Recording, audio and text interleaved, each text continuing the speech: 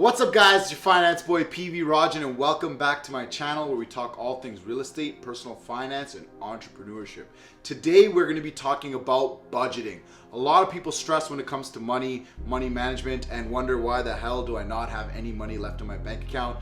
They're essentially driving blindly, and budgeting can be a key tool to really set your financial future up for success.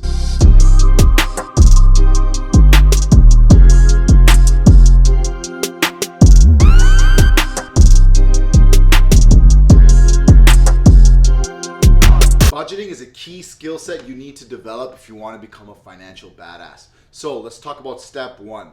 The first thing you need to do is know what your after-tax income is. So this is going to be your starting point. What's the total amount of money that I have to work with? And I can allocate it into my various spending categories and create a budget. So step two is going to be picking your budgeting method. The one we're going to be talking about today is called the 50-30-20 method.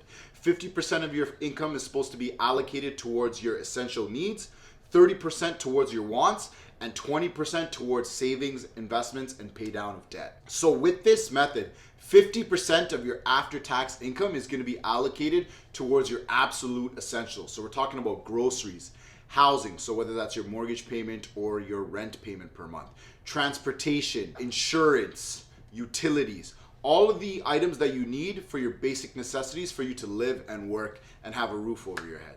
Then 30% is going to go towards your wants. So if it's not something that you absolutely need to live or in order for you to work, then it's not a need, it's going to be a want. An example of this is going to be dining out, traveling for leisure, buying gifts, entertainment. All of these non-essential items are going to be considered wants instead. Now the final part, 20% should be going towards either investing, saving, or the paying down of bad debt. This is how I would recommend allocating your 20%. So a portion of it would go to what I call your rainy day fund. Essentially, the goal with this is to save up enough money so that in the event of an unforeseen circumstance, you have enough money to cover your basic necessities, your rents, your utilities, etc. for a few months and give yourself a cushion.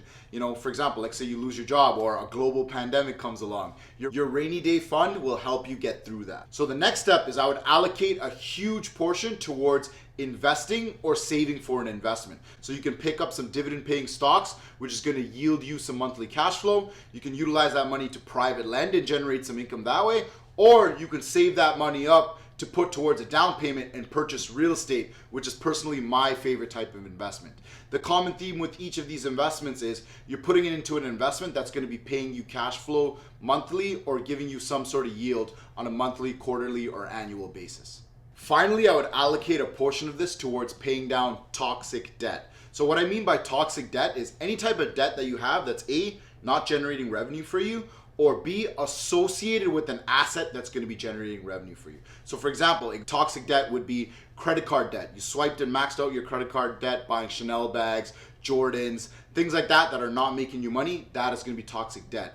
You have a big car loan payment for a fancy car that you purchased and you're not utilizing it to make money. That's going to be considered toxic debt. Good debt, on the other hand, is going to be debt that's making you money or is on an asset that's making you money. For example, if you have a mortgage on a rental property that's going to be paying you income, that's going to be considered good debt. If you take a line of credit at 3% and take on that debt and lend it out to make 10% and you're generating a 7% spread, that's going to be considered good debt because it's generating you revenue. So allocate a portion of this towards paying off toxic debt. Now, keep in mind, these are the high level rules of thumb. You can always tweak this a bit and allocate the funds accordingly. When I was first getting started out, I significantly reduced the amount of income that I allocated towards my basic necessities. I kept my necessities at the true basic necessities, the bare bones that I needed, and minimized my wants as much as possible, and I allocated as much of my money as I could towards investing in order to grow investments and grow my wealth. So if possible, really try to manage the amount of money that you allocate towards your wants and spend more money towards the investments. Obviously, I don't recommend putting 0% to your wants because you're human and you need to enjoy some things in life. You need to have some sort of fun. But if possible, really reduce the outlandish spending and spending on unnecessary things. Allocate that money towards investments, and as your investments grow down the road, you can take those profits and use it on wants. The beautiful thing with investing is if you're doing it right, your money will be growing and you can utilize those profits to purchase your wants. So for example, let's say you want a nice fancy BMW and the lease is $1,200 a month. Don't go and use $1,200 of your employment income and allocate it towards that lease. Instead, save up, invest, and either build up a stock portfolio that pays you $1,200 a month in dividends, and you can utilize that to pay the car lease. Or you can save up and purchase a rental property which pays you net cash flow of $1,200 a month and use that to pay their lease. So the smarter thing to do is invest and use your profits, your monthly yields, to then purchase your wants down the road.